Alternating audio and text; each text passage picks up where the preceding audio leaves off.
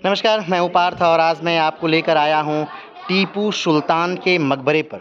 यानी वो स्थान जहाँ पर टीपू सुल्तान दफनाए गए हैं, वो स्थान जहाँ टीपू सुल्तान के पिता हैदर अली दफनाए गए हैं, वो स्थान जहाँ पर टीपू सुल्तान की माँ दफनाई गई हैं। ये सारा स्थान श्री रंगपट्टम में है और ये वो जगह है जहाँ पर ये तीनों लोग दफनाए गए।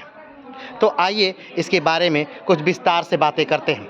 1784 में ये मकबरा टीपू सुल्तान ने अपने पिता हैदर अली के लिए बनवाया था, किंतु हैदर अली की मृत्यु के उपरांत उन्हें इसी मकबरे के नीचे दफनाया गया और 1784 में उनकी माँ की भी मृत्यु हो जाती है।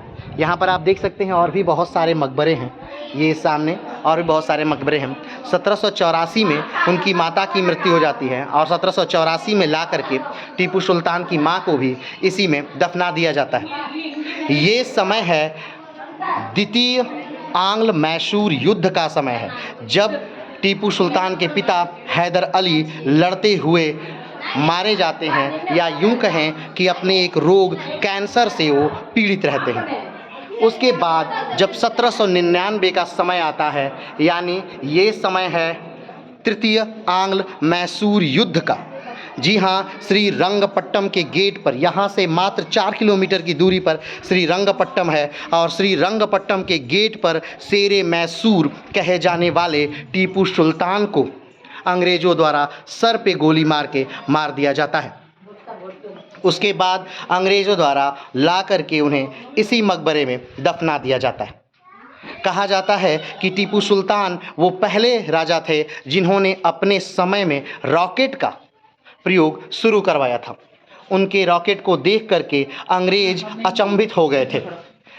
जो सबसे पहली कब्र आपको दिख रही है, ये है टीपू सुल्तान की, दूसरी कब्र उनके पिता हैदर अली की और तीसरी कब्र उनकी माता की।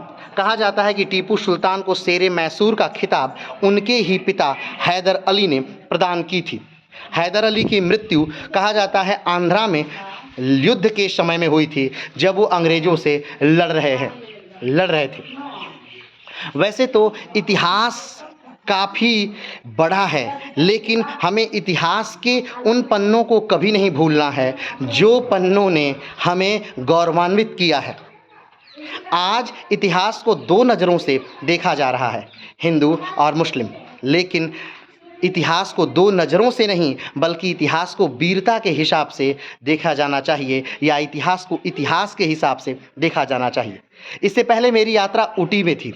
ऊटी में मुझे देखने में लगा कि काफ़ी भीड़ है, लेकिन वो भीड़ इकट्ठी होनी चाहिए टीपू सुल्तान के इस मकबरे पे, क्योंकि इतिहास का वो वीर जिसने अंग्रेज़ों से लोहा लिया, इतिहास का वो वीर जिसने अंग्रेज़ों से लोहा लेकर ये साबित किया कि नहीं, अंग्रेज़ों को हराया जा सकता है।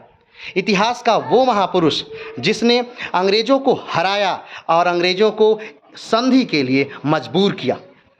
ये प्रांगण टीपू सुल्तान की वीरता का द्योतक है। ये प्रांगण है टीपू सुल्तान की उस महान कलाकृति का जो उसने अपने पिता के लिए बनाया।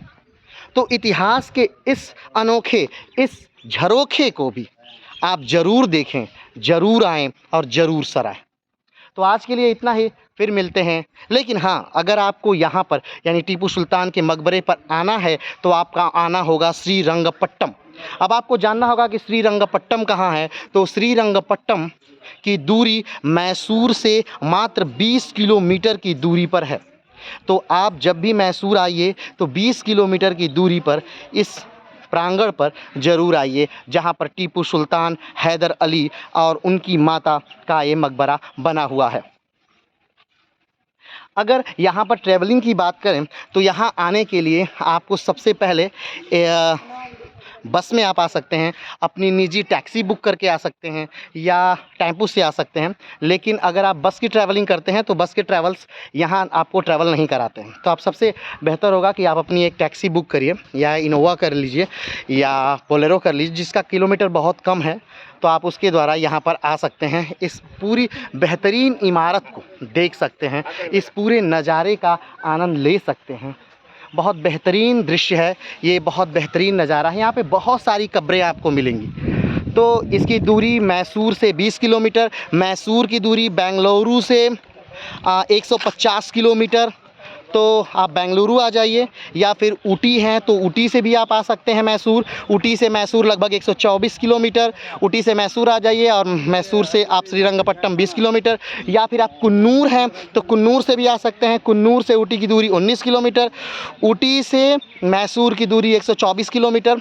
और मैसूर से यहाँ श्रीरंगपट्टनम की दूरी 20 किलोमीटर। ठीक है, तो आप यहाँ आ सकते हैं और इस पूरे नज़ारे का आनंद ले सकते हैं। ये बहुत ही बेहतरीन सफ़र है यहाँ का, ये बेहतरीन वास्तुकला का उदाहरण है यहाँ पर। तो आप आइए और इसका पूरा आनंद लीजिए। धन्यवाद, नमस्कार, जय हिंद।